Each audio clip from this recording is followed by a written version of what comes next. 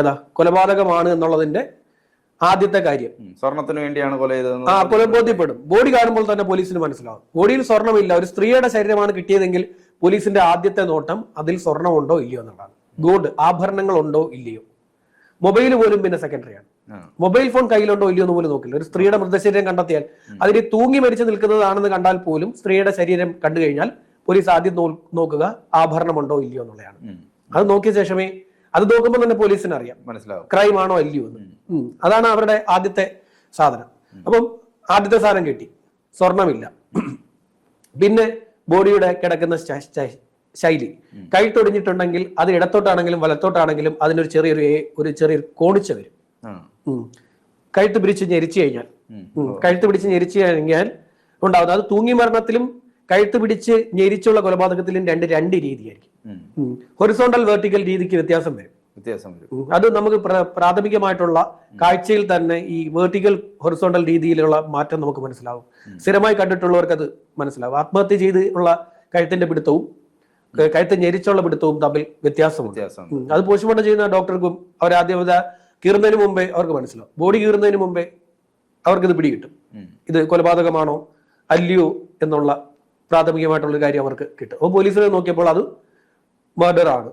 പിന്നെ ഈ സ്ത്രീക്ക് ഒരു കാരണവശാലും 600 മീറ്റർ ഒറ്റയ്ക്ക് നടന്നു പോകാൻ. അതാണ് ഈ ബന്ധുക്കളുടെ പരാതിക്ക് കാരണം. അതാണ് അവര് കൃത്യമായി പറയുന്നുണ്ട്, ഒരു കാരണവശാലും ഇത്രയും ദൂരം അവർ പോകത്തില്ല എന്നുള്ളത്. അപ്പോൾ 600 മീറ്റർ അവർക്ക് നടന്നു പോകാൻ പറ്റത്തില്ല. മൂന്നാമത്തെ കാര്യം, 4 തട്ടമില്ലാതെ ആ സ്ത്രീ എവിടെയും പോകില്ല. വളരെ കടുത്ത വിശ്വാസിയാണ്.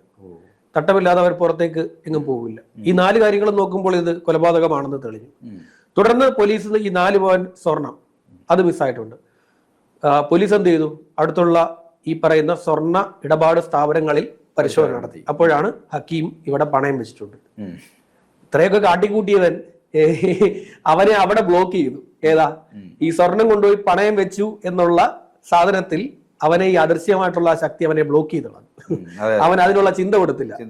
അവൻ അത് തൽക്കാലം മാറ്റിവെക്കുകയും അവൻ ഇതിനൊപ്പം തന്നെ ഈ കുഞ്ഞാമി കൊലക്കേസ് അന്വേഷിക്കണമെന്നുള്ള വാദവുമായി മുന്നോട്ട് പോയിരുന്നെങ്കിൽ ഈ പ്രദേശത്ത് എവിടെയും CCTV കിട്ടുന്നില്ല.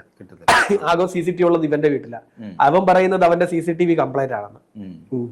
ഇവന്റെ CCTV ദൃശ്യം അവിടുത്തെ CCTV കംപ്ലൈന്റ് ആണെന്നാണ് ഇവൻ പറയുകയും ചെയ്തത്. തെളിവുകൾ വേറെ ഒന്നുമില്ല, വേറെ തെളിവുകളില്ല. ഈ 600 മീറ്ററിൽ CCTV വേറെ ഇല്ല.